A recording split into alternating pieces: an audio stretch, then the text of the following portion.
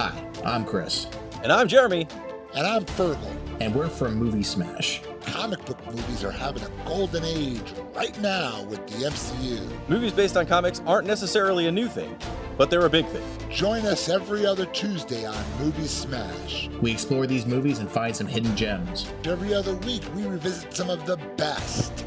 And some of the worst movies based on comics or graphic novels. Was Green Lantern as bad as you remember? Heck no! Is Time Cop the most accurate time travel movie ever created? Absolutely. Was Mystery Men way ahead of its time? Should they be revisited? Should they be forgotten? Join us on Movie Smash and find out. Listen wherever you find your fine podcasts.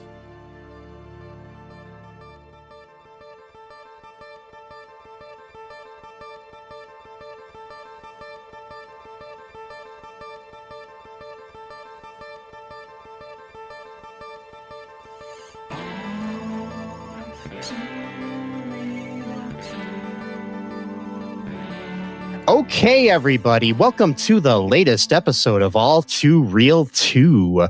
My name is Michael E. Cullen II, and with me, as always, is... I am Sesame. I, like everyone else, I'm average in intelligence in every other facet of human existence. I am wearing a weird headband that zaps my brain every time I try to have a complex thought in Carta. Okay, this is going to be fun. I don't know how to break it to you, but I don't think I'm going to enjoy recording this episode if you're just going to be average. I cannot help it. I am wearing a headband authorized and forced by the government to wear. I cannot take it off. Otherwise, the police will come Tell and you arrest what, me. I talked to the police. They gave me permission to allow you to take it off. Is this true or is this a trick? I'm working for the police because I bought a police badge on Temu for like $3 or something, and it kind of looks real. So that means I work for the police now. All right, we're good. I'll take it. Okay. Yes. I'm not going to record doing that. So, no. So the film today that we're covering is a made-for-TV movie called Harrison Bergeron. I mean, at first I thought this might be a movie about somebody related to Tom Bergeron, the former host of Dancing with the Stars, but no, it wasn't. And but yeah. Yep. Yeah. Mm-hmm. So this short film is, I mean, not short film, this film is based on the short story by Kurt Vonnegut Jr., which was written in 1961, and it's a dystopian short story. The film deviates a lot from the short story, but the central idea is similar. I guess there's another short film, I started to watch it, based on that called 2081 that stars Armie Hammer, of all people. Okay. Yes, Mr. Cannibal himself. Yeah. It's like a 25-minute short film. You can find it on YouTube, as we found this as well. So, because this is like not available, like I guess streaming or on video anywhere. Well, it's on VHS, but it would be hard to find it. Yeah, I mean, like currently, it's not released anywhere except for on VHS. Yeah. So this movie came out in 1995. The short synopsis here from the Internet Movie Database is: in a distant future, egalitarianism has created a truly equal state. The cost, the sacrifice of everything great about humankind. The question, is peace worth the price? Ooh. Yes, this was directed by Bruce Pittman, who is known for directing Hello, Mary Lou, Prom Night 2. Also, a bunch of like TV series like the Billy Ray Cyrus TV show Doc, the TV series Mutant X, TV show Due South, which is a very underrated show, which I highly recommend watching if you've never seen it. Due South, it's really good. An 80s TV and 90s television series, which was co-produced. I think I've through Canada, and then the music was all done by Jack Lenz from Who's a Baha'i, who I've met. So he also did Little Moth on the Prairie. He did the music, some of the music for that. He also did some of the music for the last. Over the Passion of the Christ. Oh my God! Yeah, so kind of weird. The Willy Wonka equal too, right? The Willy Wonka from like 2005 or something like that. Did he? I think he don't did know. some. Yeah. I think so. I'm not, but I thought he did some of the music for that. But who knows? I'm quoting I'm not saying it's definitely. I'm not sure, but decent movie. I would say it was for Showtime. I was wondering because they said like fuck a lot, and I was like, this cannot be a made-for-TV movie. But then it's like Showtime. Like, oh, okay, well that makes sense because of the scenes and the cussing. All right, gotcha. I could tell it wasn't made in theaters just by watching. I could sort of tell. Just didn't have that feel. Definitely a movie feel. Yeah, and this was, like I said, it was written based on the story by Kurt Vonnegut Jr. Also, the TV movie was written by Arthur Krim, who only wrote this, and John Klaxon, who wrote Julian Poe, Alexander Graham Bell, The Sound and the Silence. Yeah, and some other stuff. Okay. Yeah. And movie stars Sean Astin as Harrison Bergeron, Miranda de Pencier as Phillipa, Eugene Levy as President McCloskey, Howie Mandel as Charlie of Chat with Charlie, Andrea Martin as Diana Moon Glampers. So you got two SCTV veterans on this with Andrea Martin and Eugene Levy, which is interesting. Christopher Plummer as John Klaxon. Got Peter Bortesky as Newman. Nigel Bennett as Dr. Eisenstock. A very young Manuel Shrieky as Janine. You've got very young Hayden Christensen as Eric. You got Roger Dunn as George Bergeron. Matthew Ferguson as Garth Bergeron, and many others. Many more. Yeah. Mm-hmm. But yeah, it's interesting. This is like a very young, like I said, Emmanuel Shrieky and Hayden Christensen, who would both go on to be more famous for other things. Like like Emmanuel Shrieky played Lana Lang Cushing on Superman and Lois recently, and among other things. So and then Hayden Christensen we know as Anakin Skywalker, and a far superior movie to those Star Wars movies. We know him from Shattered Glass. So absolutely, so much superior than those movies. Great, I love that movie so much. God. This movie was pretty greatest movies ever made. I said that's one of the greatest movies ever made. But anyways, it's really top notch. This movie, it was right up my alley. I mean, I think it could have been, the pacing could have been a little bit better. But again, this is Showtime in 1995. This is before. I mean, they were still doing original movies like for HBO and Showtime, but like they didn't really put the emphasis like nowadays. Like a Netflix movie is going to be almost like the same quality you'll find like in a movie. It's different culture back then, when it came to... or like a Hulu movie such as Eenie Meenie, which was filmed partially in Toledo, Ohio, and I appear in as a background extra. Check that out on Hulu. Okay, anyways. Absolutely. So but yeah, I liked it. It was an interesting movie. It's very dystopian in some ways. But how it is. Yeah, it's very interesting. I mean, recently we covered Idiocracy, and this kind of has a similar vibe in certain ways, but in almost an opposite way in certain ways too. So it's interesting. Yeah. It's like a polar opposite, because in Idiocracy, the people get stupid just by chance over time, whereas in this, it's a controlled society. We'll get into it, but like it's. So, what goes down in Harrison Bergeron town? That's got a nice ring to it. So it takes place in like 2050 or something like that. There was a second American Revolution that happened in 2018, and millions of people apparently died in it, mainly because only 15% of the country was employed, I guess, at some point. And so obviously when that happens, Did I miss all this? Did you? I mean, you said it happened in 2018. Did I miss all that? Well, no. I mean, so like we live in a parallel universe, right? So that happened in a different, it didn't really happen. Okay. Not here. No, you're all good. Don't worry, you're all set.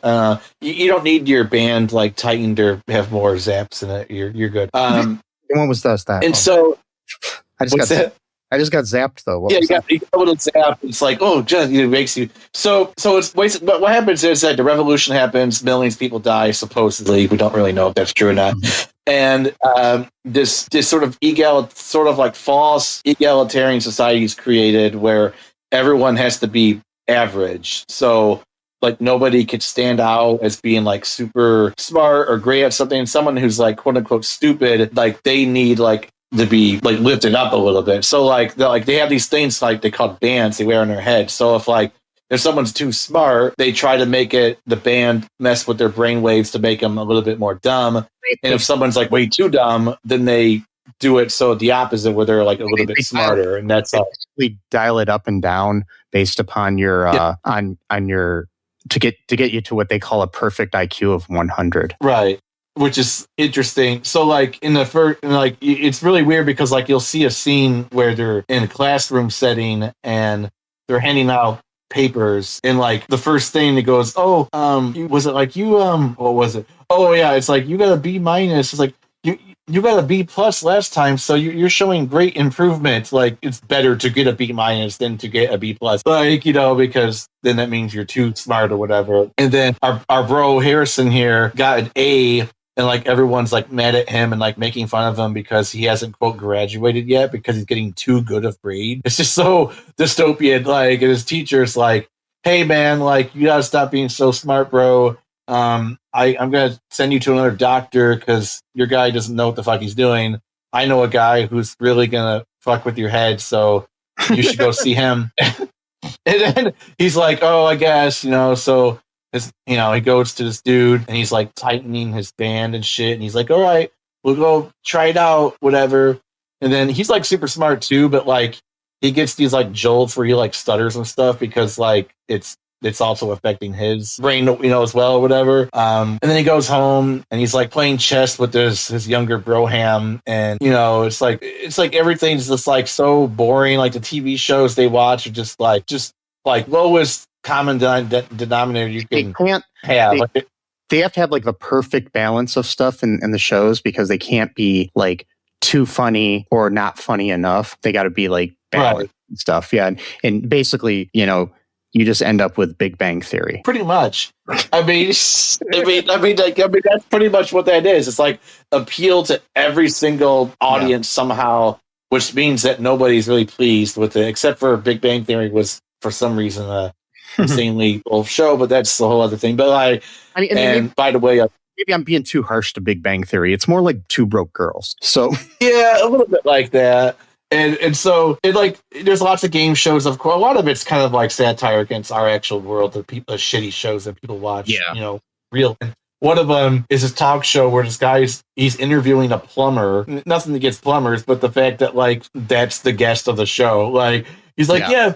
You couldn't be a plumber for like 30 years. You probably have some funny stories, right? And he's like, yeah. One time I went to this house and I was gonna fix a leak in the bathtub, and the kid lets me in, and then I get over, and then his mom comes in. It turns out that I went to the wrong house, but they had a leak too, so I went to both houses. I'm like, oh my god, that's the story. Like, it's like just to be clear, this is a plumber and not Christopher Plummer, who also appears in the movie. No, don't go. Yeah, definitely. Christopher Plummer is in the movie, but not he's not a plumber. Well, you could say the sense that he's plumbing. Like that, I can't make an analogy anyway, but like my band's too tight. I'm losing my bugs. But and so obviously the band's not working. His brain is able to resist any kind of interventions that they got for him. Meanwhile, they're trying to get him married to this girl who's like really really stupid. Like no offense, but like, and they're hoping that if they have kids, they'll like even out basically. Like, which that's not how that works. But like whatever. Like. It's both. It's like Idiocracy and this movie both dangerously like it's like eugenics because it's like the idea that like if you have a kid, that kid's automatically going to be either as smart or as dumb as you are, and it's like It's similar to what basically like RFK Jr. is saying about things like people with that are neurodivergent and stuff, and trying to say that that's wrong and that we need to cure that. And they're convinced that it can't be that it's genetic. It's got to be. It's kind of. They're going for the genetic thing where it's just like this, but so they think it's like in RFK Jr. thinks it's genetic. I mean, not genetic. He thinks it's done by environmental issues like vaccines or the dye in our food or seed oils or bullshit like that. So yeah, but yeah, and the proof of that too is that I exhibit very similar characteristics to one of my uncles, and I'm neurodivergent of some capacity. And my mom shows symptoms of another kind of neurodivergence, but that's not genetic. We just all happen to take the same vaccine somehow, right? In different time periods, of course, because they're like 30 or 40 people die. So like, you guys all like eating like Mike and Ike's or something, and then that just caused it.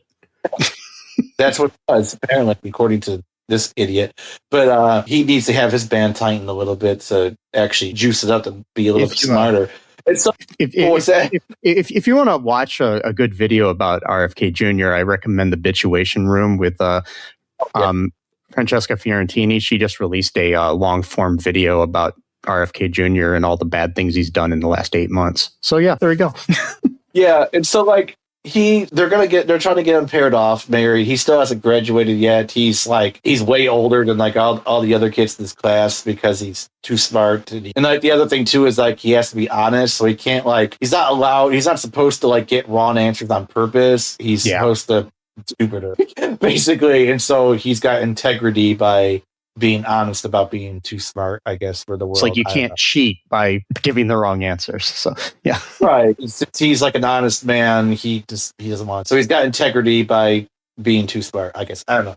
And so he and by the way, they like show like live executions on TV, and it's like usually for like the most ridiculous shit, like shoplifting. This other guy, he did tax fraud or evasion or something like that. And so that's fun, I guess. And that's kind of prescient to like the world that we're in now too, because people are getting arrested and sent away for stupid shit like that now too. So yeah.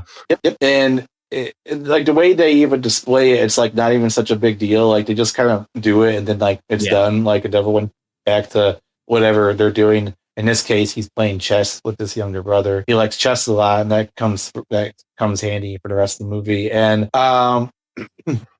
basically, his doctor, the new doctor that his teacher sent him to, is like, "Hey, bro, I'm gonna actually need to do brain surgery on you because like the shit's not working. Your brain is just too smart. It's it up. Like it won't. Our bands won't work on you. So what we really need to do is drill 2 holes into your head, basically a lobotomy, I guess, essentially is what that would be. And and then you won't be so smart anymore, and it'll be awesome. But hold on, there's a little twist here. So his mom's kind of like, I don't know, is that risky? He's like, oh no, it's totally easy, it's no big deal. And he's like, oh, can we do it? He's like, is tomorrow too soon? He's like, oh no, it's great. We can come back in tomorrow. And he's like, okay, cool. He's like, oh, can I have a word with your son alone? And I'm like, ooh, what's this about? It's just going to be some weird, like, I kind of figured something. I'm like, oh, I bet you he's going to take him aside. And he's going to be like, hey, man, I'm just pretending to be a doctor. And I was fucking right. I was right. I had no idea, but I was fucking right. I was like, yes, I knew something like that was going to happen. I was fucking right. And so he's like, hey, bro, like, your mind's going to, like, suck tomorrow. So, like, here, you could go to this thing called a head house. My mind went to something really bad when they said that. It's funny because it's basically a head house is basically like a brothel you can go to have like intelligent conversation with like smart women.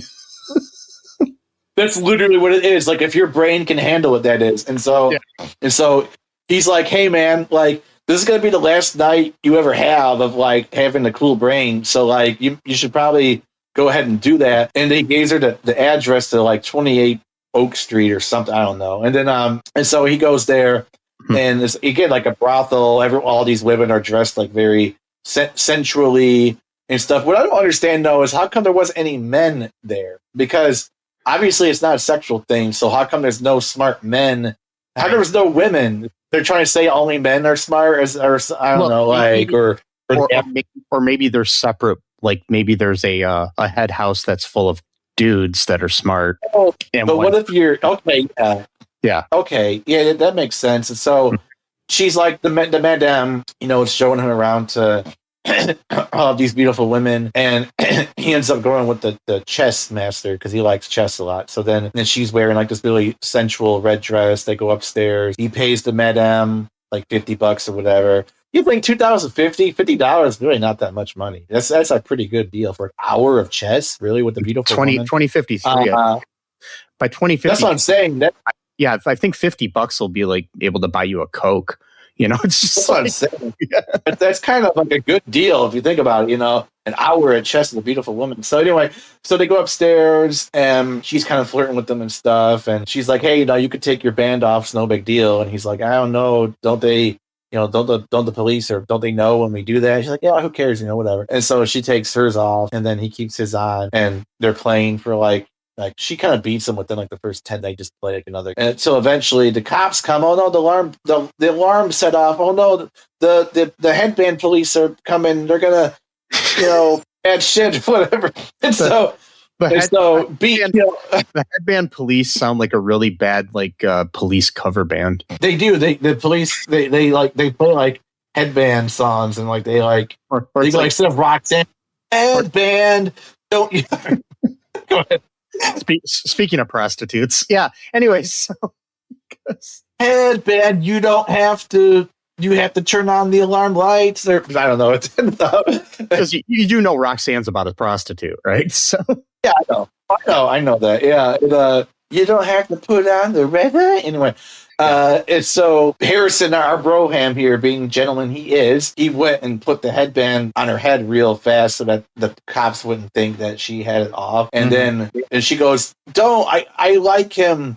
I like him." And she looks up to like the ceiling. Do you hear me? I like him.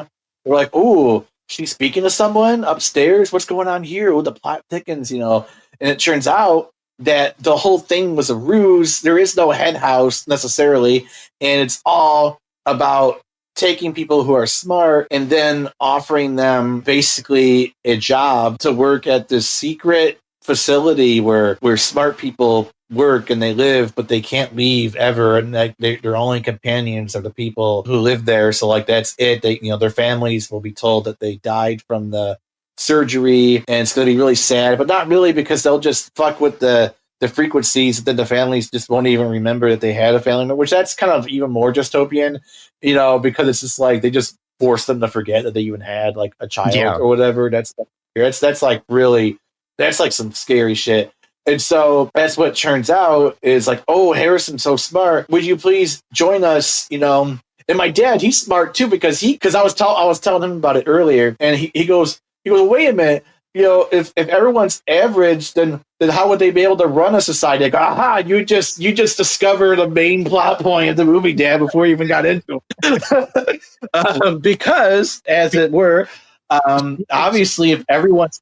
What's that? I was going to say, speaking of fathers, by the way, I wanted to mention that one of the TV shows that Harrison was watching earlier when they're flipping through is some show, and on the TV screen you have John Astin and Mackenzie Astin. Sean's adoptive father and his half brother. So yeah, that's pretty cool. Yeah, John Astin, most people will know as Gomez Addams in the Addams Family TV show. So yeah. Nice. Okay. I didn't know that. Yeah, that's pretty cool. And he's basically like told like, hey man, like we're gonna give you a shot here. You say yes, we'll give you some time to think about it, like a day. Oh wow, a whole day to decide whether you're gonna completely change your whole life. And so nice. And but the dude, the main guy, he's like the leader. He basically he drops the plot. He's like, hey, like obviously to have an average society run efficiently, you can't have average people running a society. I'm like, boom, my dad got it right before we even started watching the movie. Like, he's like, you need the smart people or the extra smart people to actually run the shit, or at the very least, usher in the ability for the average people to run the stuff. You can't just have, not trying to be mean, but you just when it comes to certain shit, you just can't have average people doing like brain surgeons or, rocket ship design. You can't. You got to have someone who stand out. And again, it's it's just how it is. It's not not. You got to have qualified people doing the jobs that are needed to be there. Unlike reality. Yeah, I love this part too, because he goes, "Well, you mean like senators and presidents?" He goes, "Oh no, those people who for average or even less than average intelligence can do that." I'm like, there we go. That's our world right now with Trump and Yeah, and you got your like president is Eugene Levy, who is like your typical like brash like guy who says things like can't fuck with us, and he wants to bomb everybody and shit, and it doesn't sound like anybody at all. But anyway, so yeah. Threatening other countries. But and the other thing too, which also really angered me, is because it's true, is that later on, I'm kind of skipping ahead a bit, but like later on, Harrison is told to drop off some CDs to another conference room or something, but there's already some people in there arguing about something because the U.S. president is threatening Morocco for some reason and is just going to bomb them if they don't submit to his terms. And then one of the guys gives like this impassioned speech about like, you don't understand, like other foreign leaders aren't like our president. They are like subtle and nuanced, and they have to be reasoned with diplomacy and stuff. And then later on, it's like, Morocco has agreed to the president's terms. I'm like, God damn it. It's just like with us, where it's like, well, we're not going to submit to Trump's tariffs. And next day, we are going to submit to Trump's tariffs. I'm like, God damn it. Like, it's just like, unfortunately, it works. Like the fascism word sucks, but it does. And so that kind of made me sad when I watched that. I was like, I don't know what else happens. I'm kind of jumping all over here. But. So, like he's in there and, Phillipa's in there too. He falls in love with her. Yeah. And she's like not sneaking him. I think she's just giving him so he can, because they're allowed to, like, he can see like classic movies, like It's a Wonderful Life or Buster Keaton films and things of that nature. And also like, listen to like music like jazz and stuff like that people don't know about in the real world. But he falls in love with her and they end up having sex, and he illegally impregnates her because they're not allowed to have like families. These people in this I don't know, what do you want to call it? This like complex that they live in. And complex. Yeah. So she tries to escape eventually. And when she's coming back, I guess anybody that tried to escape, they used to kill them, it said. But instead, somebody took her and lobotomized her. And then it's revealed that the guy who's like running things there, that's played by Christopher Plummer, who's named John Klaxon, which is a great name. It turns out that she's his biological daughter. So, yeah. So he's kind of upset that they lobotomized her. But he's also like very much about this thing. Like he's like, Harrison confronts him and says things like, what about, I've been listening to, things like jazz and reading books and watching these movies and stuff. And won't this society end up never creating another, great work of art? And right.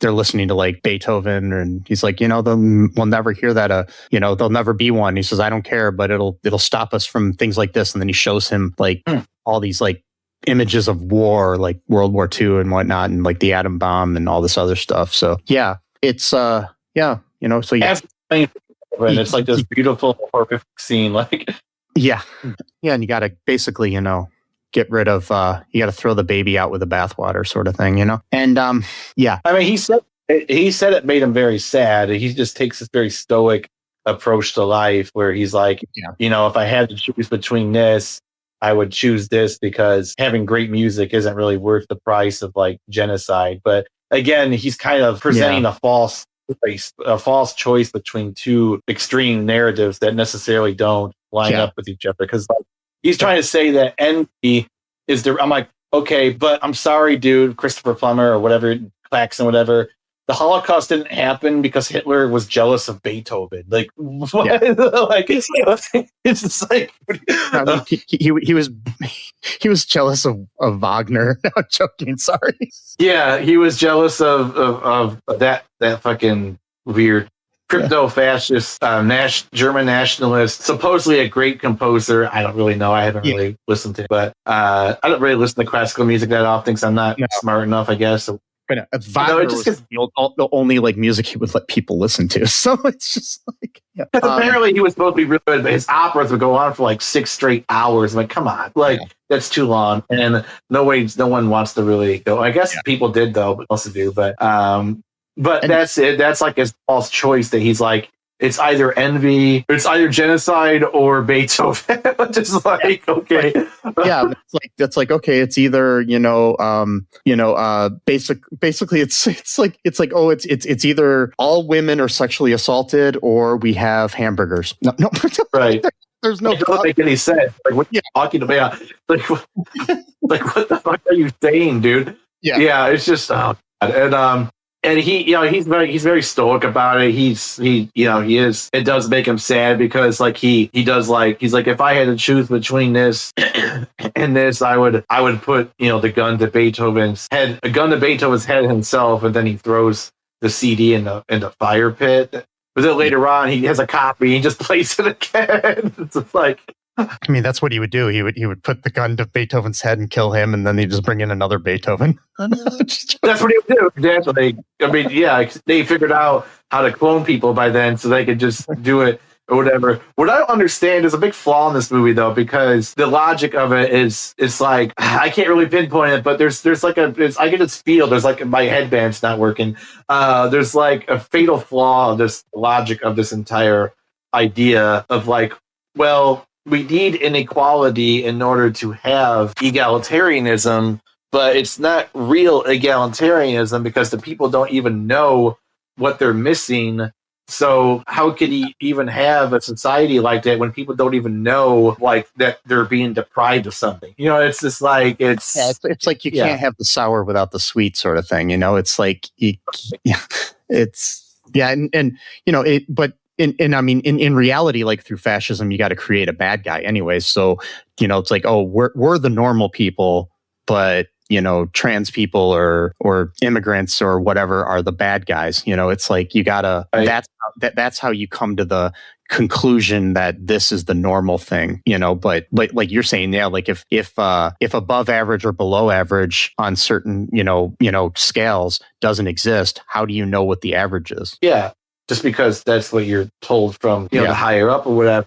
And I mean, at least they were somewhat consistent. I mean, this group was, because like they aren't trying to build like a master race because they don't want to create that again all over. So they make sure there's only like a select few, who are on board, so they don't create this kind of competition, which then would just start the whole thing, the whole problem all over again, and like I was saying too, it's like in societies like with real fascism too, you got the fascism wants to eliminate like people that think differently, whether it be people that are neurodivergent or people that are intellectuals at colleges or scientists or stuff like that. So yeah, it's just they all wear the same clothes too.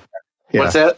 I said, not that those two can overlap. You can't, you can be neurodivergent and be an intellectual. So I'm not trying to, I'm just saying. Yeah. I think you could also be a racist piece of shit like Elon Musk, and and so there's that, and and he would not survive in this world. He probably watched this and thought that you would be one of the ones controlling things, but he'd probably be one of the ones below average. But just has a lot of money, and they all wear the same kind of clothes. It's sort of like this like brownish suit kind of thing. Like it's not like a the people in this place that's controlling everything. Yeah. I wish they told more about the day-to-day living on that, but again, the movie was only like an hour and a half long, so they probably couldn't go into too much detail.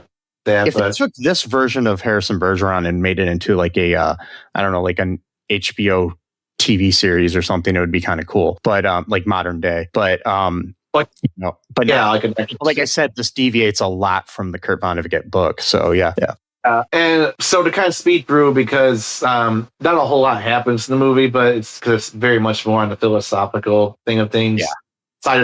And by the way, though, I was thinking earlier, I think they should have like head houses in real life, like for real, like where people just go and like talk to someone who's really smart and like stimulates their mind, because that seems, we need that, I think, in our society.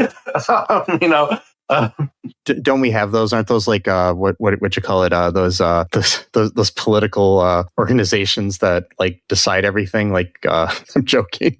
Those what are they called? Where they get like together like there's a bunch of conservative people all get together and then decide what's going to happen. Like I don't know. It was something like that. I'm joking, but no. I know, but I just like that would be kind of a cool thing to actually have, like not a brothel, but you know what I mean, like something to stimulate your mind or your brain, because I really do think we need that in society. It'd be cool if you just had a place. I mean, I guess you do. I mean, like, unfortunately nowadays we do have that like third space is kind of disappearing in the world. And I think like a lot of times like a coffee shop or a bookshop or something like that kind of filled that space in the world for something like a Head House. But now we've got, but now a lot of places, we don't have that, I guess some places, like there's a cool coffee shop in my town and stuff like that. But also, even though we do have these places, a lot of times people don't talk to each other. It's just, right.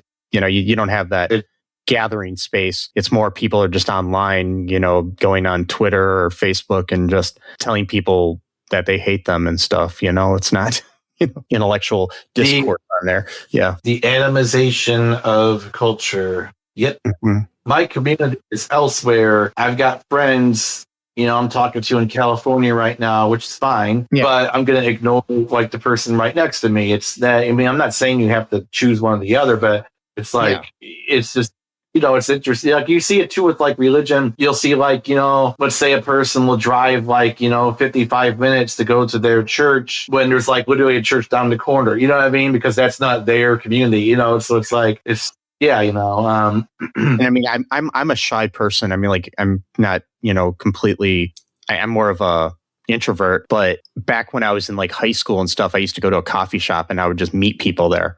Like I would be hanging out, and some people would come over and be like, "Hey, how you doing, man? What's up?" And like when you want to play checkers or whatever, there were just different people that would want to hang out and you want to play cards, want to do this, or want to talk about like, oh, hey, what are you reading? And stuff like that. It was just, but no one does that. But now I could go to a coffee shop and just sit there and everybody's on their cell phone. It's like, yeah. What someone needs to do, maybe it could be you, is just literally show up and just be like, hey, I'm going to play this game. Does anyone want to join me? And like literally be the first person. Like, I bet you somebody would probably say yes. Like yeah, I think I... Personally, a lot of people just think I'm like either hitting on them or trying to, be weird. It's just like, yeah. So I just got to do it. Or like, are you going to try to get me into a cult or something like that? Like, you got to talk to me about Scientology. It's like, no, man, I'm not going to get... By the way, though, have you seen the light? Speaking of which, brought to you by Carl's Jr. Anyways, I get paid every time I say that. But that's the line from Idiocracy. Yeah. But so, really off topic, but was that... I was going to say, yeah. In this movie, though, what ends up happening is Harrison breaks into like he's working at the TV studio there, so he knows how things are broadcast. So he breaks into the TV studio at gunpoint and basically starts to reveal the truth about society to everyone in the country over the thing. That's the thing I found interesting too, is because they said that this was mainly just like in the United States that this was happening. Yeah, it's not a worldwide, it's a American thing. Yeah. So yeah, I mean, that does kind of show you how like we can just sit back and not care that a whole country is like overtaken by a dictator or something like that, across the globe or whatever, or right next door. Yeah. Or in the country we live in. But yep. He goes on for like hours upon hours, just like showing people, like jazz music and It's a Wonderful Life and Buster Keaton and other things like that on the TV, and starts reading poetry to them and really cool like art stuff, and basically trying to tell them and he tells them to take off their bands, and but and his parents are watching it and they take them off and stuff, and it's interesting there that they're watching the incident on TV. A bunch of other people are. I don't know, he can't. They can't concentrate enough. His dad concentrates on things and sees that it's him, and his brother does to a point, but his mom doesn't really know because I don't think she's as smart as them, I guess. Yeah. I'm not really sure. That's the way it came off to me. But because I think like in the original book, his dad's really smart and has to wear these things, these handicaps he's really smart and strong and has to wear handicap things to, like, they make you wear, like, if you're strong, they make you wear weights on you so you're not as strong. It's like that's right. I forgot that. Yeah. I forgot that whole aspect. So, like, sports and shit, they'll like give you, if you're like really good at baseball, they'll make you like have a really heavy baseball bat or some shit, like or golf, like or if you're like on the TV, they had like this really good dancer on there, and he had to wear like a weight on his legs or something to stop him from dancing as well. Yeah, and then they said like Oh, let's just send them a scare letter, like basically from the government, like to not let it happen again or whatever, type of thing. To like they're watching golf earlier in the movie, and the guy's like golf putter was like broken in half or some shit, and he had to use that to make sure that everyone's on the equal playing field, even when it comes to sports, which kind of goes in a little bit to the debate, the quote unquote debate we're having in this country about trans people in sports of an unfair advantage and everyone needs to be equal. It's like, it's a sport. It's a competition. There are winners and losers because that's what sports is. That I wonder because like they're like he's talking on the TV to his parents and he says, "Hey, the Packers are going to the Super Bowl again this year." It's like, okay, so if everybody's average, how do they get to the Super Bowl? What it is, I think, is the team that's least qualified gets to go because the other team has the handicaps on them, I guess. Who knows?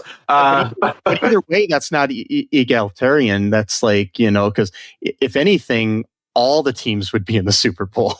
Right. Exactly. It's just they didn't really think that much through, or they couldn't really. There wouldn't be winners for any games, and there wouldn't be a Super Bowl. It's like, yeah. There's a scene where they're doing the TV when they're like, it was very interesting how they're deciding on what to do with TV shows, and like they have to make it absolute. Like he's like, "What do you think, Harrison?" He's like, "It's terrible." He's like, "I know, it's perfect." Like they made it like that intentionally. He's like, there was a few clever jokes in there. We might need to delete those later on. Like, like, you've got the guy who's kind of in charge of that, and he's played by Buck Henry, which is kind of cool because he's like a well-known, comedian. He hosted SNL a lot in the 70s, and he co-created Get Smart with Mel Brooks and stuff like that. So he's, it's kind of cool to have him be the one that's saying that's too funny and stuff like that. It's just, yeah.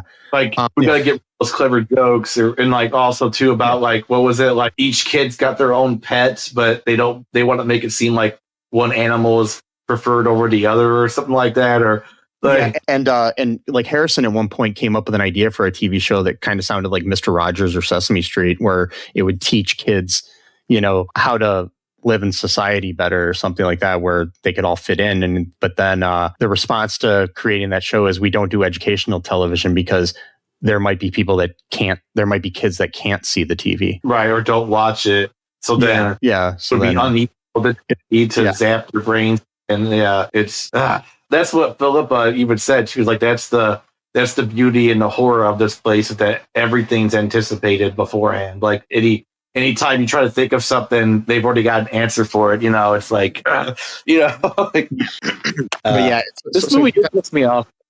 Oh, go ahead. Yeah, I was gonna say, but yeah, then what happens here? They break in and they get him out of there, and then what happens? Oh, so they like had to use literal lasers to cut through the steel because it's like, and then the dude punches him when the police guys, and Klaxon or whatever his name is, it's like, hey, your little stunt didn't really work, so fuck you. And he's like, oh goddamn, I did this for all for nothing. He's like, yeah, like. Some people liked it. Most people just kind of put their bands on their head. I don't know how true that. You might just be lying about that. Most people, they just put their headbands right on. They just went back to what they were doing. They didn't really appreciate it, which is kind of cool because, you kind of proved the theory that I was always wanting to do, because I always felt kind of bad about, not letting them watch cool shit, but now that you did it and no one really seemed to care, it kind of proves my point, basically. He's like, only 1.3%. He's like, yeah, but it's like, still, that's like 3 million people. That's a lot of people to like create, some problems, so like, which, it kind of, it is interesting because like a lot of times, not to go on like a weird tangent here, but a lot of times people tend to think that like you need like an enormous amount of people to make like societal change. Like you don't actually like everyone. Or like it's like the thing where people are like, what is me speaking up going to do? But yeah, it's just or like my vote doesn't matter, and like there's been like literally thousands of elections throughout history that were decided by one vote. Like it happens a lot more than people think it does. Like maybe not one vote, but like 10 votes, 100 votes. Yeah. All those people, hundreds of people, was like, I'm just gonna sit this one out. Well, they lost by 100 votes. You could have been one of the 100 that voted, the other way. Local like elections that are decided by less than 100 votes. So it's true. It happens a lot more than like people would think. Like, I'm not saying it happens like every day, but it happens a lot more frequently than what people would assume would happen, because you think, well, how could it like happen like that all the time? Like, well, it kind of does a little bit. And so he's like, hey man, like that still means like 3 million people saw your shit and really liked it. That's a problem. So what I'm gonna need you to do, bro, is I'm gonna need you to go on TV and basically do like the War of the Worlds bullshit and be like, hey, it was a hoax. I was just doing a bit here. Nothing you saw was real. I was just acting. I was tricking you guys. Ha ha ha. It was awesome, right?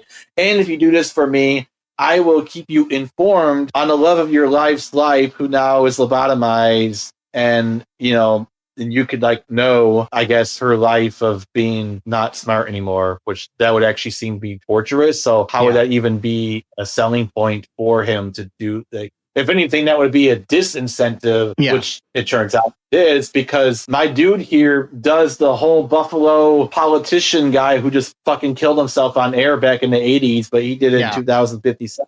Whatever. My bro takes a fucking gun.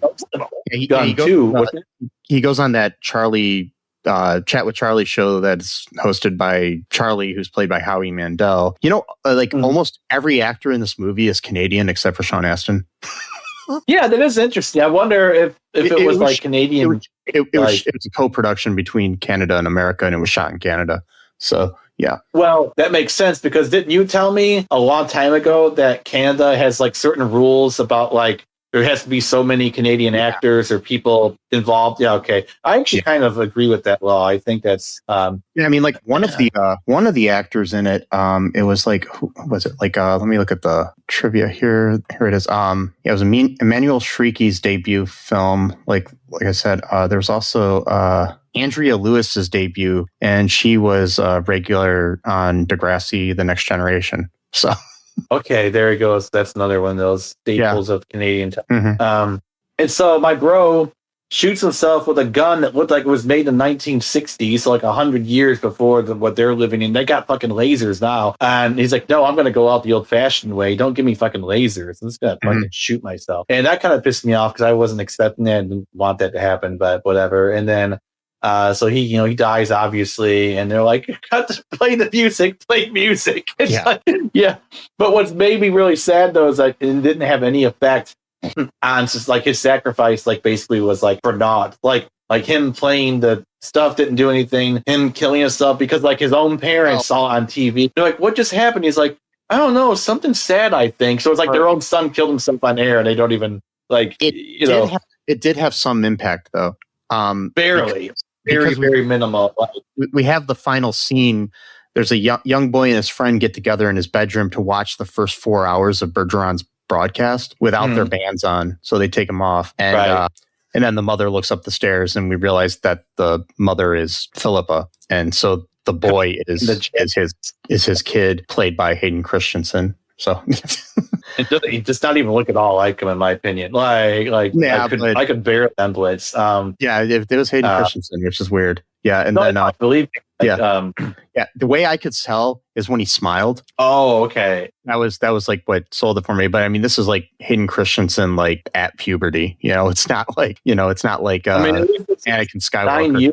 Yeah. This is 8 years before. Oh wow, that's only 8 years before Shattered Glass. He grew up like fast then, like because he looks like a little kid in this movie, and because Shattered Glass came out in 2003, this came out in 95. That's only 8 years. That's not. Hayden Christensen was born in 81, so he would have been 14 when this. Maybe they made it in 94, maybe. So he would have been like 13. Yeah, like I said, he's like right at puberty. Yeah, and so So basically, we have this movie that we have an actor from Star Wars, we have an actor from Star Trek, and we have an actor from The Lord of the Rings, all in this movie. So Encino Man, come on. No, but I'm saying 3 different actors. There is what I was. Yeah. No. And I was just cracking a little bit of a joke here with Encino, which is weird because in that movie, they find a prehistoric man, and then they teach him how to live according to 1991 California values, or whatever. But yeah, I mean, it was a sad movie ending. I did not like the ending at all. It kind of pissed me off, it pissed me off even before when they did the brain because like she was super smart, and it just broke my heart that they did that to her. Right? And I mean, I think that was, I didn't like it, but I liked it though because of the fact that the reasoning behind it made sense. It's like I said, it's different than the short story. Because the short story is more like in the short story, Harrison is 7 feet tall. So wow, I'm gonna try to read that sometime soon just to see. Yeah, he's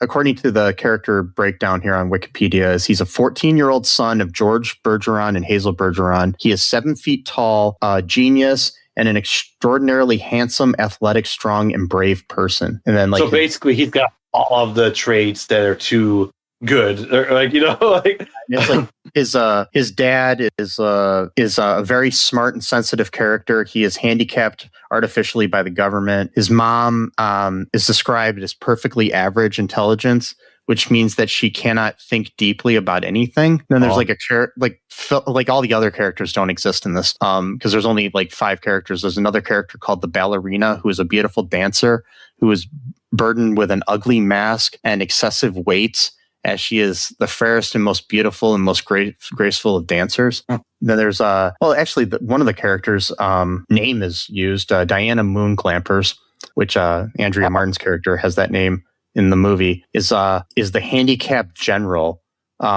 She's basically the person that handicaps everybody. She was in the Murders in the Building, right? The actress in Murders. Yeah. Cool. Andrea Martin is in like tons of things. She's everything. Yeah, I know. Yeah, but it's interesting that they chose to use that name for her character. Yeah. So yeah, I know it's a clever name. This reminds me, I want to sometime review. Doesn't have to be like anytime soon because this is kind of depressing. But there's a story called All Summer in a Day, written by, I think Ray Bradbury wrote the short story. I'm not going to get into it because it's to spoil the whole thing. But like, I remember that song I wrote a long time ago, where I was something about like it's been 7 years since I've seen the sun or something like that.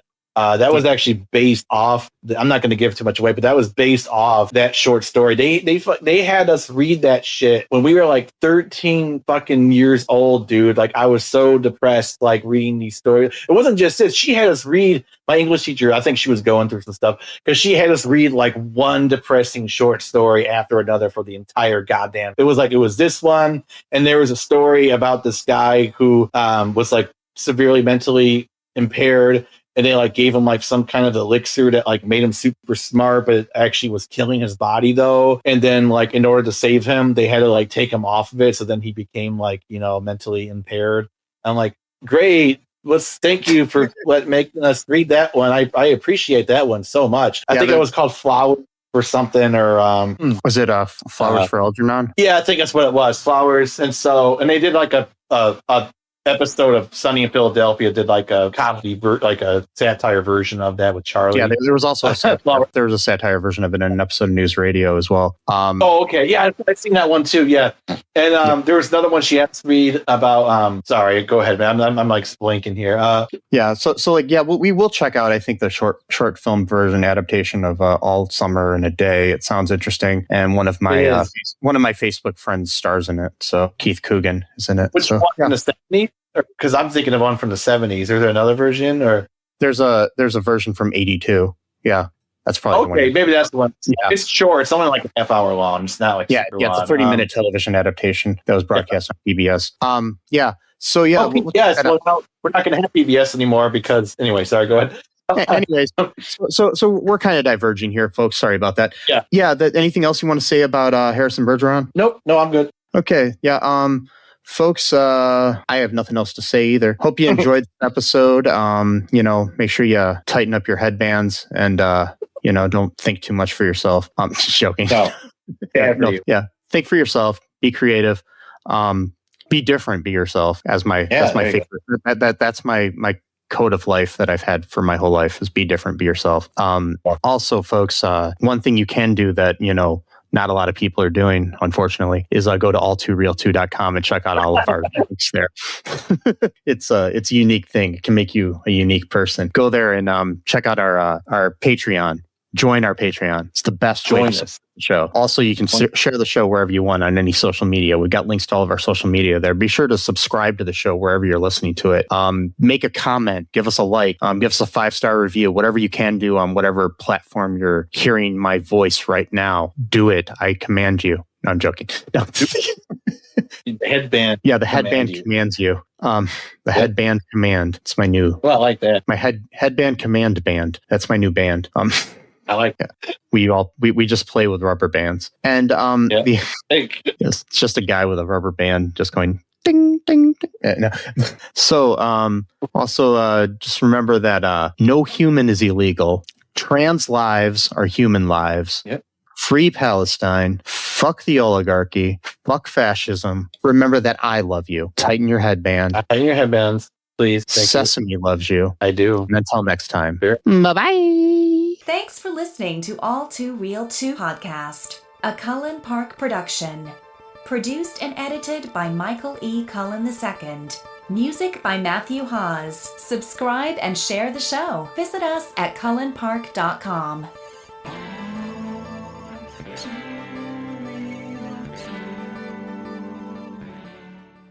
Hey, Ryan Reynolds here from Mint Mobile. Now, I don't know if you've heard, but Mint's premium wireless is $15 a month. But I'd like to offer one other perk. We have no stores. That means no small talk. Crazy weather we're having. No, it's not. It's just weather. It is an introvert's dream. Give it a try at mintmobile.com/switch. Upfront payment of $45 for 3-month plan, $15 per month equivalent required. New customer offer first 3 months only, then full price plan options available. Taxes and fees extra. See mintmobile.com.